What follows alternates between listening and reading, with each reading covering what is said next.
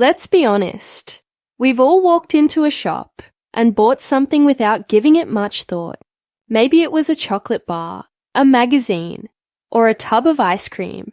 But then, there are other times when we've spent hours researching, comparing, or even asking friends for advice before clicking that Buy Now button. Why does this happen? In simple terms, this is about how and why consumers make purchasing decisions. Businesses that understand this are better placed to meet their customers' needs and to sell more products. Let's start with a definition.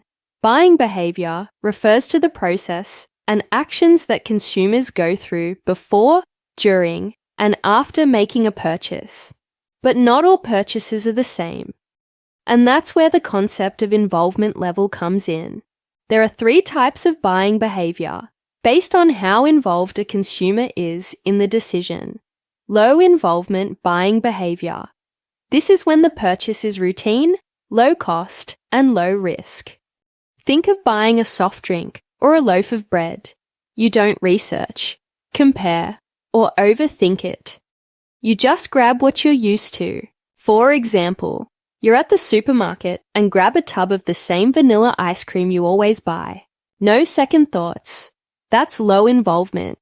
Brands try to build brand loyalty here so that customers make the same automatic choice every time. Think of Coca-Cola or Maggi noodles.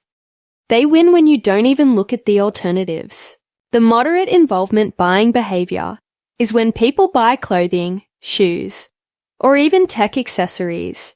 They tend to compare options, read reviews, and maybe ask for opinions. These products aren't super expensive, but they matter enough for the consumer to want to get it right. For example, buying a pair of sneakers.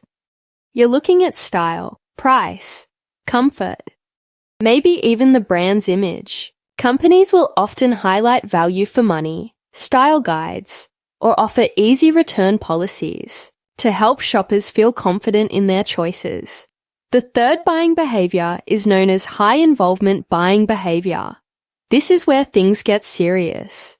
Buying a car, house, or even an expensive laptop requires extensive decision-making. Because the financial risk is higher, the wrong choice could be costly or have long-term consequences. For example, buying your first car.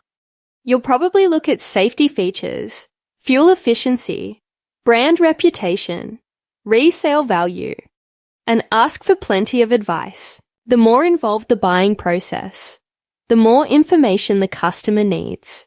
This is where businesses invest in detailed brochures, comparison charts, testimonials, or sales consultants. One of the biggest influences is perceived risk, which is basically how risky the customer thinks the purchase is. If the price is low and the product is familiar, low risk, quick decision. If the price is high or the product is unfamiliar, high risk, slower, more thoughtful decision. Another important factor is the capacity to pay and attitude towards the brand, which can be broken down as consumer choice = capacity to pay x attitude towards the brand. This means even if a person loves a brand, they won't buy if they can't afford it. On the flip side, someone might have the money, but will still avoid a brand if they don't trust it or like what it stands for. For example, you love Apple products, but if you're a student on a budget, you might go with a cheaper alternative like an Acer or Lenovo laptop. That's your capacity to pay affecting your buying behavior.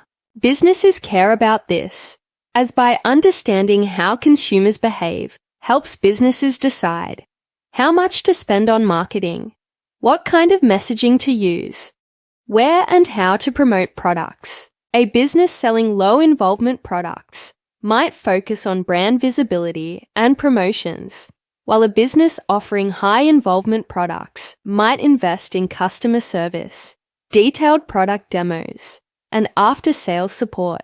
In conclusion, consumer behavior is not one size fits all. It varies depending on the product, the customer, and the level of involvement.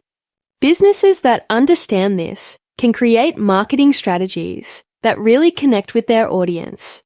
And that's what leads to strong customer relationships, better sales, and long-term success. So, next time you buy something, whether it's gum or a new phone, ask yourself, what kind of buyer am I right now? Chances are, a business somewhere has already predicted your answer.